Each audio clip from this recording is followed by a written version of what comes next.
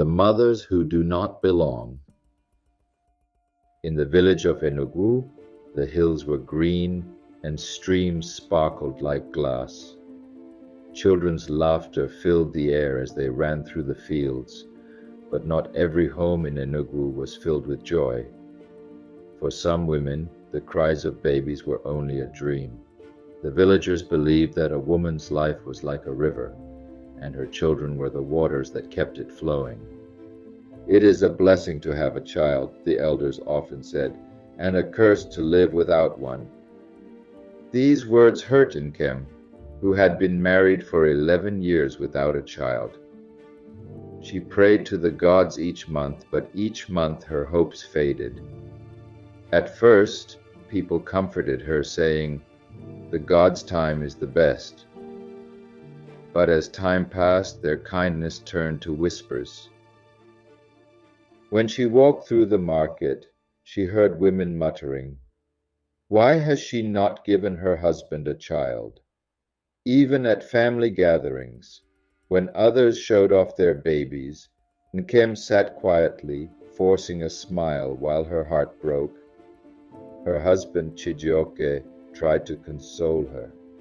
"You are enough for me," he said. But Nkem could see the sadness in his eyes. Even her mother-in-law became cold, saying, "What kind of wife cannot give her husband a child?" Each night Nkem knelt by her bed and prayed, "Please gods, just one child. I will ask for nothing else." But the gods stayed silent, and her heart grew heavier. One day, while fetching water, Nkem overheard two women talking about a healer in the forest. "They say he can make barren women have children," one said. That night, Nkem could not sleep. "What if he is my last hope?" she thought. She gathered her savings and went to see him. The healer's hut smelled of smoke and herbs. Strange charms hung from the walls. "I know why you have come," the healer said. "Your womb is empty." Nkem nodded. "Please help me," she whispered. The healer gave her herbs to drink and told her to return when the moon was full. When she came back, he tied a red cloth around her waist and chanted strange words.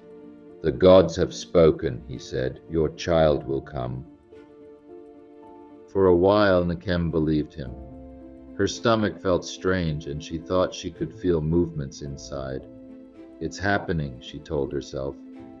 When she told Chijioke, his face lit up with joy for the first time in years.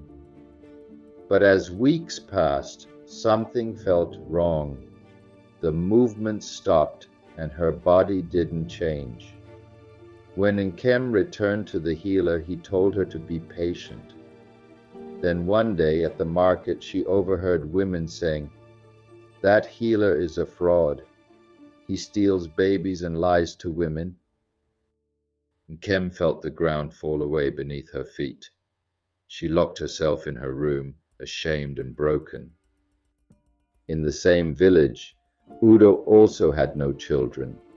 Like Nkem, she carried her pain silently, but refused to visit the healer after hearing rumors of his lies. One night, after crying herself to sleep, Udo dreamed of her grandmother, Adaeze. "Why are you wandering in the shadows, my child?" her grandmother asked. "Mama Adaeze," Udo wept, "I want a child, but the gods will not bless me." Her grandmother touched her shoulder. "Wanting something too much is a road with no end," she said. "A mother is not just the one who gives birth. A mother is one who loves and cares.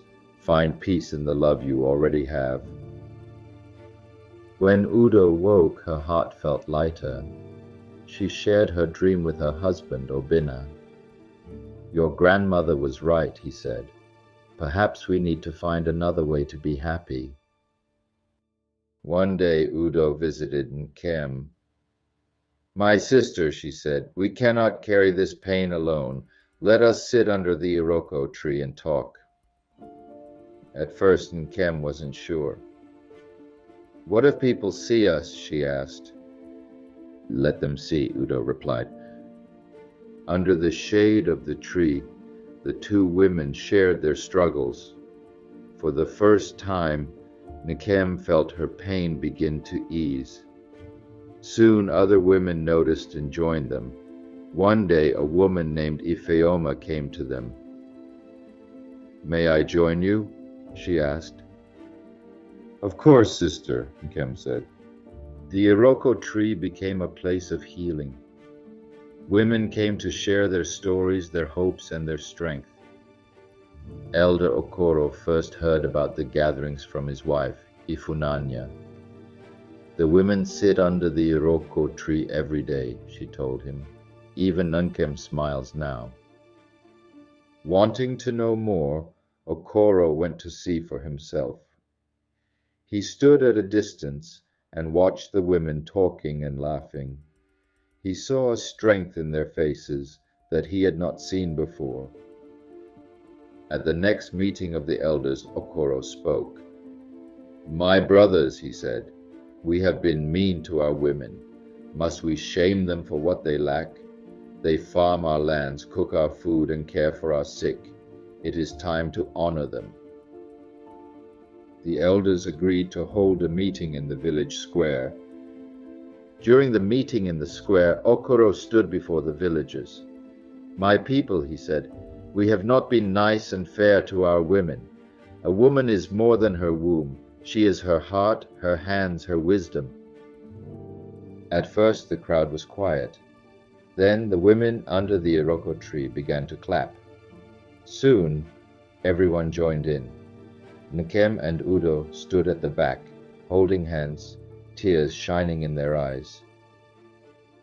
Change did not happen overnight, but slowly the whispers stopped and respect grew. One day, during a meeting under the Iroko tree, Nkem said, "There are children in other villages without families. What if I gave my love to one of them?" "If this is your path, walk it proudly," Udo said. Nkem shared her thoughts with Chijioke. Together they traveled to a neighboring village and adopted two children, a boy and a girl. Soon her home was filled with laughter and tiny footsteps. At first, some villagers whispered, "Those are not her real children." But Nkem replied, "Does it matter if they are not my biological children? Isn't love what truly makes them mine? These children are my heart. I will care for them." Her courage inspired others, and more women began to adopt. Udo became a guide to the young girls of the village, teaching them to farm, sow, and believe in themselves. "You are more than your womb," she told them. Many girls began to call her Mama Udo. The village changed. The women who once suffered in silence now walked tall.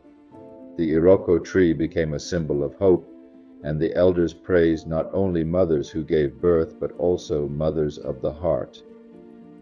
As Nkem sat on her veranda, she watched her children playing in the square. Their laughter rose into the air like music. Udo joined her, smiling. "My sister," Nkem said, "do you remember when we thought our lives were over?" Udo laughed softly. "I do, but the light found us even in the darkest places." "And we found ourselves," Nkem replied.